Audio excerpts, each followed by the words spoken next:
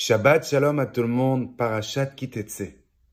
C'est la paracha la plus riche en mitzvot de toute la Torah. Moshe Rabbeinu, avant qu'il quitte ce monde, il donne une grande partie des mitzvot. Et comme j'ai dit dans notre paracha, il y a 74 mitzvot. Eh bien, une des mitzvot qui sont très très importantes, c'est la mitzvah de Halanat Sachir. C'est écrit dans notre paracha, Biyomot iten scharo, velo tavo alav hashemesh ki ani hu, velav noseet nafsho.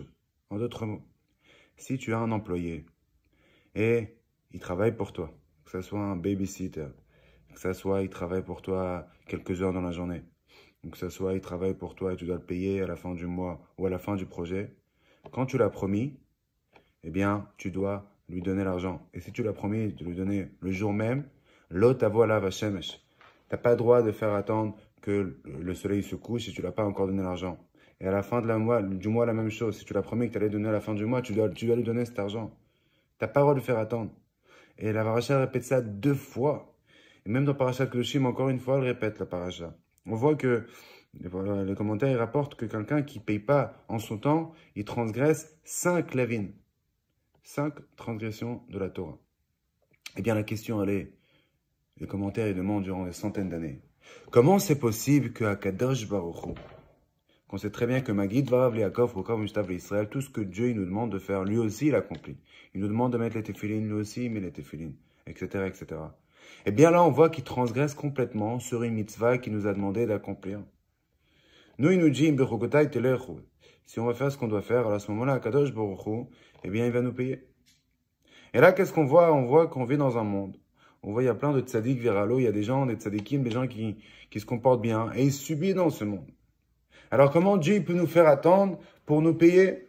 A priori, Dieu il doit nous payer, il n'a pas le droit de nous faire attendre. De la même façon qu'il nous a dit à nous qu'on ne peut pas faire attendre un ouvrier, qu'il a travaillé un mois ou un projet ou un jour, ça dépend de ce que tu lui as dit dans son contrat. Lui aussi, il doit nous payer. Alors a priori, pourquoi il ne nous paye pas à l'heure? Il transgresse une mitzvah de la Torah. Vient le Rabbi, dans l'écouté Sichot, Chelek Raftet, c'est le livre 29. Il ramène une idée incroyable qui est basée en vérité sur un des grands qui a écrit le Iyun Yaakov sur la ligne Yaakov, qu'il a vécu ça fait 400 ans. Et il dit la chose suivante. En vérité, la vie, c'est un projet grandiose. La vie, c'est en vérité un projet qui dure toute une vie. C'est comme si tu construis un grand bâtiment. Tu construis une grande construction. Eh bien, on est bien d'accord que quand tu parles au promoteur, tu vas le payer à la fin du projet, si tu l'as écrit ça dans le contrat. Et Akadosh Baruch Hu, en vérité, il nous demande de arranger le monde. Il nous demande en vérité de réparer ce qui se passe dans le monde. La vie, c'est pas seulement un rassemblement par hasard de plein de jours, de plein de journées, et on passe comme ça la vie. Non. La vie, en vérité, chacun doit réparer, chacun a une mission de créer un meilleur monde et de créer son meilleur monde personnel et le monde de sa femme, de ses enfants et sa mission que Dieu lui a donnée sur terre. Et chaque jour, il a une nouvelle opportunité de pas seulement réparer le jour d'aujourd'hui et accomplir sa mission aujourd'hui, mais même réparer le jour d'avant. Et c'est pour ça qu'en vérité, Akadosh Baruch Hu, il nous paye quand on a fini le projet. C'est quand qu'on finit le projet? Après 120 ans. Et c'est pour ça qu'en vérité, si on voit bien, hein, durant l'histoire, le monde monte tout le temps de niveau. Qu'est-ce que ça veut dire? Ça veut dire qu'en vérité, si on fait zoom out, on voit des milliers d'années, on voit qu'en vérité, le monde, il avance vers la justice. Il avance vers la paix. Il avance vers toutes les choses morales que pendant des milliers d'années, il n'y avait pas. Et j'explique. Ça fait 4000 ans, l'humanité entière se prosternait devant des pierres, devant du bois pour demander la pluie, le soleil, etc. Vient un monsieur qui s'appelle Avraham Avinu, Avraham à Ivry, qu'on appelle Ivry parce qu'il était d'un côté et tout le monde était de l'autre côté. Et qu'est-ce qu'il vient? Il dit, c'est fini tout ça. Il y a un seul Dieu. Le Rambam, il décrit, etc., comment ça s'est passé. Eux, ils s'énervent, que je raconte n'importe quoi. Ils le jettent dans le feu de Nimrod. Aujourd'hui, 4000 ans après, il y a 4 milliards de personnes, juifs, chrétiens, musulmans, l'Avdil, qui croient en un seul Dieu. Jusqu'à que sur le dollar américain, c'est écrit « In God we trust ». On croit en Dieu. 4 milliards de personnes qui réalisent qu'en vérité, il y a un Dieu qui est plus haut que la nature, que c'est lui qui crée tout ça. Qu'est-ce qu'on voit de là? On voit que le monde, il avance, il évolue. Je vais amener encore un exemple incroyable. On voit en vérité, dans l'histoire de Sefer Bereshit, il y a 5 frères qui se sont embrouillés, si on peut dire. On commence avec Caïn et Evel. Comment ça s'est fini?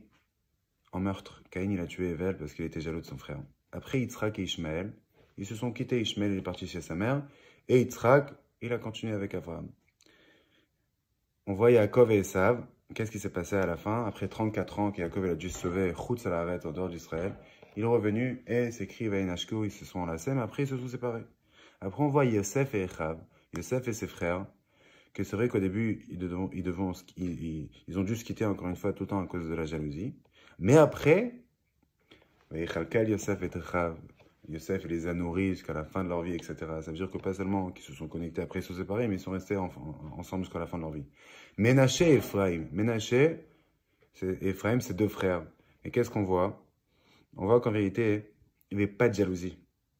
Ok? Et malgré que Ménaché il était plus grand qu'Ephraim, eh bien, il a accepté que Yaakov, il dit Simcha Elokim qu'Ephraim vechi Ménaché. Dieu, il a devancé Ephraim avant Ménaché. Et malgré cela, malgré que Ménaché c'était le Bechor, c'était l'aîné, il s'est tué, il a accepté. Maintenant, Moshe et Aaron, c'est encore 2 frères, c'est encore plus que ça. Pas seulement que Aaron a accepté que c'est Moshe qui soit le dirigeant de la génération, mais Aaron c'était le porte-parole, parce que Moshe il bégayait. Aaron c'était son secrétaire. Qu'est-ce qu'on voit de là? On voit qu'en vérité, le monde il avance, le monde il évolue.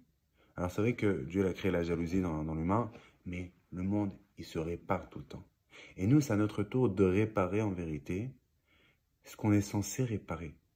Au début du Sefer Bereshit, c'est écrit Ze Sefer Toldot Adam, que le Sefer Bereshit, en réalité, c'est l'histoire de l'humain. Il y a un exemple qui est très fort, qui est rapporté. En réalité, c'est comme si que tu rentres dans une librairie immense avec des millions de livres. Et là, tu vois un livre. Et c'est écrit avec des belles lettres en or, ton nom. Et là, tu ouvres et tu vois que il y a plein de générations, il y a plein de plein de langues, il y a plein de choses très intéressantes. Et là, tu avances, et d'un coup, tu vois le nom de ton grand-père, le nom de ton père, etc., etc. Et là, quand ça arrive à ton nom, c'est ton chapitre, tu vois qu'il est vide. Eh bien, en vérité, si tu fermes le livre et tu pars, et tu fais rien, alors en vérité, tu es en train d'arrêter toute l'histoire de Messirut Nefesh que tous tes ancêtres, depuis Abraham Avinu, ils ont fait pour amener la divinité ici-bas. Mais en vérité, l'idée, c'est que c'est à ton tour de réparer le monde. C'est à ton tour, de nouveau, à finir la mission que ton ancêtre Abraham Avinu, il a commencé de ramener la divinité ici-bas. Et si toi t'arrêtes, en vérité, t'arrêtes toute la mission. Alors on s'en fout de ce qui s'est passé hier. On s'en fout de ce que tu as fait avant-hier. Ça ne change pas c'est qui ton père, c'est qui ton grand-père. La question, qu'est-ce que tu fais aujourd'hui? Est-ce que tu laisses ta vie passer en rien faire? Ou bien tu essayes d'évoluer, tu essayes de grandir, tu essayes de faire un meilleur monde, ton monde personnel, le monde de ta femme et tes enfants, et le monde grandiose. Et en vérité, c'est pour ça qu'on est là sur Terre, et c'est pour ça qu'en vérité, Akadosh Baruch Hu, il attend pour payer quand on finit notre mission. Et là, on est à la fin de la mission. On voit clairement qu'on vit dans un monde qui est au-delà de la compréhension, qu'on peut tous se connecter, que là, je vous parle maintenant, et Bezrat Hashem, avant Shabbat, vous allez tous le recevoir, ce shiur. Il n'y avait pas comme ça dans l'histoire des gens qui pouvaient avoir une influence sur beaucoup de personnes, malgré qu'ils ne sont pas à côté d'eux. Chacun doit profiter de l'opportunité pour répandre la divinité d'Akadosh Baruch Hu, pour répandre la Chassidut, pour répandre la Torah dans le monde entier. Et qu'on espère déjà ce Shabbat de rentrer dans le 3e temple très très bientôt. Shabbat Shalom.